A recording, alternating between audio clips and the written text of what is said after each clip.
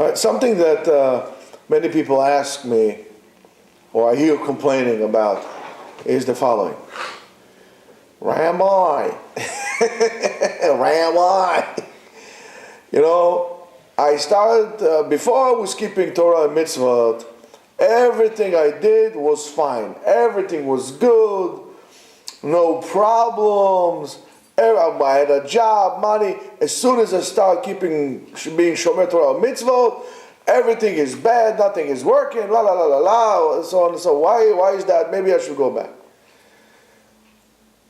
And if you really sit down and think about it, you see how pathetic this statement is. And one, it stems from not understanding what this is all about. HaKadosh Baruch Hu, in a way, is trying to help us build a relationship with Him. So, we have a relationship with Him. Let's compare it, let's leave 1 second. Let's leave 1 second HaKadosh Baruch Hu out of the equation, out of the picture. Let's say, for example, I'm single, and I see a wonderful woman with tremendous midot. She is a Bat Yisrael Tznuah and Kshera. She's a Eshet Chayil, beautiful, compassionate, passionate, the whole 9 yards. Everything in one beautiful package. And then I say, "Would you be my wife?" And she says, "Of course I would." And we get married, and as soon as we get married, everything goes haywire, and then I say, maybe I should divorce you. I say, what? What one has to do with the other? What your relationship with your wife or your husband has to do with what happens outside of the relationship? Do you go to your wife and says, "Listen, I just got fired from my job, so let me divorce you as well"? That's the one you come home to help you get over that bump that you had in your life.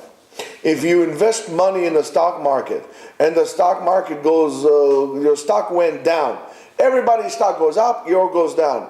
Now you're going to blame your wife? You're going to, let's divorce my wife? Or let's divorce my husband? I mean, I hate to say it, what are you, stupid? Seriously. You have to understand, you have to have a relationship with HaKadosh Baruch Hu. HaKadosh Baruch Hu says, listen, let's have a relationship. And the relationship is as such. But what happens to you in your life is choices that you made, decisions that you made, and the way you chose to execute or not certain elements of your life. That's very simple. What do you want God to do? To make a miracle to you when you're about to make a mistake, not to make a mistake? What does that have to do with Him? It's your decision. If you let's say you are a Torah observant person, and all of a sudden, things and works don't go. So who are you going to blame? You're going to blame God? Why? Of course you're going to blame God, because you're never going to blame anybody besides yourself. I mean, right? No. It's everybody's fault besides myself. Everybody's fault besides mine. Because I came to work late. I answered in an inappropriate way to my superiors. I didn't do my job. So guess what? As a result of that, I was fired. What has to do with you putting tefillin in the morning? Well, you doing this to get a reward? You wanna have a relationship with God to get a free pass? I mean, if this was a relationship with another human being, with a person, and a relationship is a relationship, it doesn't make a difference what it is. We're talking about relationship. If this was the case in any other relationship, if, for example, Shlomo, I'll only be your friend if I can get something out of you. Right?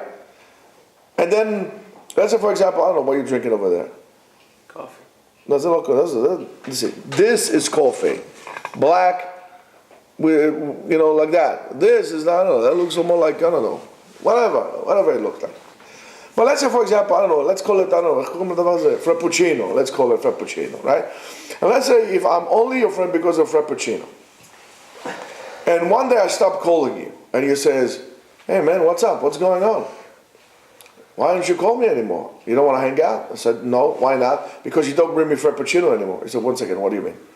"Our relationship was only because I used to give you a Frappuccino every morning, or espresso." Forget a Frappuccino. Real man drinks espresso. for espresso in the morning, that was it? This was our relationship? Guess what? I don't want that. Why is your relationship with HaKadosh Baruch Hu any different than that? What, you think you're doing a favor to God to keeping His mitzvot? He's doing you a favor.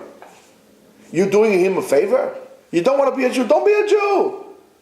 Don't be a Jew. No, who are you scaring with this? You're the one who's losing. Why HaKadosh Baruch Hu is telling you, listen, it's for your benefit. For example, somebody tells you, in the electric socket, please don't put anything inside. No pins or needles or nails or anything like this. Because that's going to hurt you. If you do this, it's going to hurt you. So if you do, what? Is it his fault? What do you want to do? I told you not to do it. That's going to be bad for you. When you don't keep Torah mitzvot, it's bad for you. So HaKadosh Baruch Hu is trying to warn you.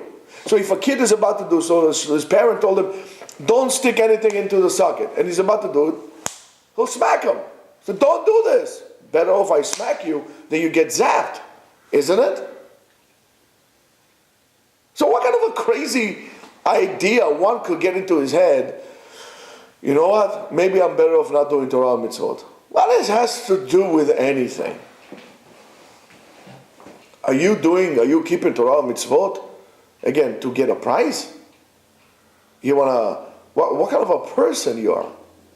And by the way, if you could not have a functioning relationship with HaKadosh Baruch Hu, I'm really in great doubt you can have a healthy, functioning relationship with anyone. I'm really in doubt. Because having a relationship with HaKadosh Baruch Hu teaches you how HaKadosh Baruch Hu gives you, because He wants to give you, and how, in return, why HaKadosh Baruch Hu created the mitzvot. So we could do something for Him, as the mitzvot are a vehicle, so we could do something for Him with no ulterior motives. Why? Because I know that this is important to you, so I'll do it for you. I don't have any other motive to get something for myself, because I care about you, so I do it. I care about you. And the same thing is going to be when you're going to marry your wives. You're not going to do things to your wife just because you might get some benefit out of that. You're going to do, if you want to have a healthy relationship, only because of what? Because you want to give. Marrying a spouse, a husband or a wife, is just an opportunity for you to give. An unconditional giving. And then when you are worthy of that, and that's why I said to people, don't rush to have babies, right? It doesn't have to be exactly 9 days from the day of the wedding. Mazel tov, it's a boy or girl. That should not be. And the reason is very simple. Because we are trained in this world to be self-centered and only receive if you do something. A very rational kind of a thing. Why should I do anything for you? What do I get out of it? I should be responsible for you. Why should I be responsible for you? Count Judaism trains us that. Slowly tries to take it away from us, that selfishness in form of giving tzedakah, doing chesed. These are acts that are not natural to us. So comes the Torah and teaches us how to do so. So you get married. You're an individual entity. Maybe you volunteer a couple of times to Hatzalah and so on and so forth, but, ultimately we're somewhat self-centered in order to survive. All of a sudden you marry someone, and now you're supposed to be selfless. The other person is an opportunity for you to give to them, and you should be thankful for that. And that takes time. And the other person in return should be able to give, to see that to be able to give you in an unconditional manner. And then when you rewarded that, and you graduated out of this level, you trained yourself slowly to do so, then you get a gift. We stepped up the game. Now you're going to have a baby. And now you're going to get another chance to practice your selflessness on a higher level. And so on and so forth. But when you prematurely graduate into that level, the kid becomes a burden. And then when the kid is there, all you want to do is push him to the other person. Here, I was with the baby for the past hour, you take him. Oh no, I was with the baby for now. You take him, you change him, no other, and then what happens? The baby feels unwanted. That's the danger of marrying too young. You need time to mature. If you're going to take a seed that is not matured in the pod appropriately, It's not going to grow. And if it's going to grow, it's going to be like an invalid. It's not going to give you a nice yield. The seed also has to mature before you plant it into the ground. And so is for you. So in understanding relationships, before I think a person should get married, should really evaluate the quality of the relationship that he has with HaKadosh Baruch Hu. Because from that you don't learn just about HaKadosh Baruch Hu. You learn about yourself and your ability to maintain a relationship. What kind of a person you are. Because if you are selfish, I don't understand. I really don't see a reason to get married. If you're a selfish person, because you're going to destroy another person. At best, only one person. If you're selfish and then you have kids for selfish reasons, you're going to destroy the other person and you're going to destroy your kids. And all these games that people play, you have to control him, she has to control you, don't give up to her, don't help her do the dishes because then she's going to get you. You know the stories, you know the stories. I'm the man, I don't do dishes. There's no such thing as I'm the man, I don't do that in a married relationship. Why? Because she's your other half. You say, oh, I'm sorry, those things I don't do with my right hand, I only do it with my left hand. Whatever you do, you need to use. Both hands are needed for that. Can you do Netilat Yadayim with one hand? What are you going to do? With your mouth? You have one hand washes the other. One hand washes the other. Here's a reason for you. In order to be ready to sanctify, to be mekadesh yourself. Right? That's the purpose of kiddushin. Sanctification is the ability of the person to give from himself to the other. And what do we pour on the other hand? Chesed. What is chesed? Kindness. So if you don't have the vessel, if you don't hold the vessel that is filled with kindness, willing to pour it on the other person, why do you think the other person will be able to pour it on you? He's your netilat yadayim. That's why the Gemara says it's kadashten. You should sanctify yourself. How you sanctify yourself? Vayitem kedoshim. How? Through the water. Through this giving of chesed. That's how a person becomes holy. That's how a relationship becomes holy. And then you need to understand. If you want to know, I was witness to hundreds of gittim. Most of them, and I'm telling you, most of them, not all of them, most of them is because this or that form of selfishness. Believe me. So why go in there? Fix it before you get married. Fix it before you get married. So, be involved in chesed. Learn to give. Learn to give in an unconditional manner. That's what you have to do. Don't start speculate. What do I get out of it? What have you done for me lately? What have you done for me, baby? It's not what Hashem can do for you. It's what you can do for Hashem. Because Hashem does for you more than you're even willing more than you'll be able ever to recognize. What is HaKadosh Baruch Hu doing for you? And again, let me give you an example. The reasons that I'm sitting here in front of you today is not just because I got up in the morning and chose to come here. That fact that I'm going to come here today and speak to you and try to help you was already put in motion since the beginning of the world.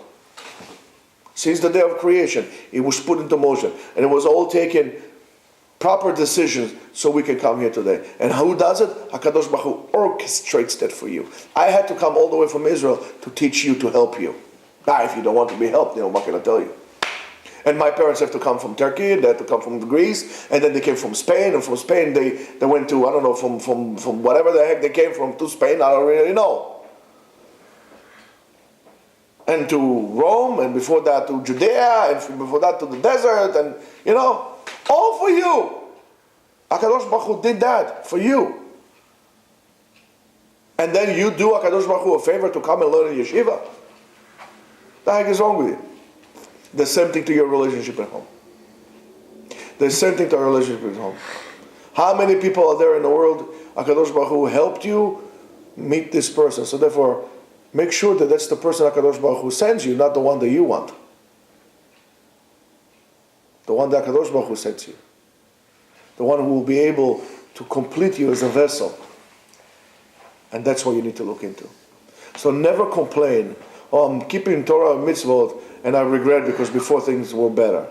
Because you're going to get used to this pattern, you're going to say the same thing about your spouse, and that's a guarantee. And have a Shabbat Shalom.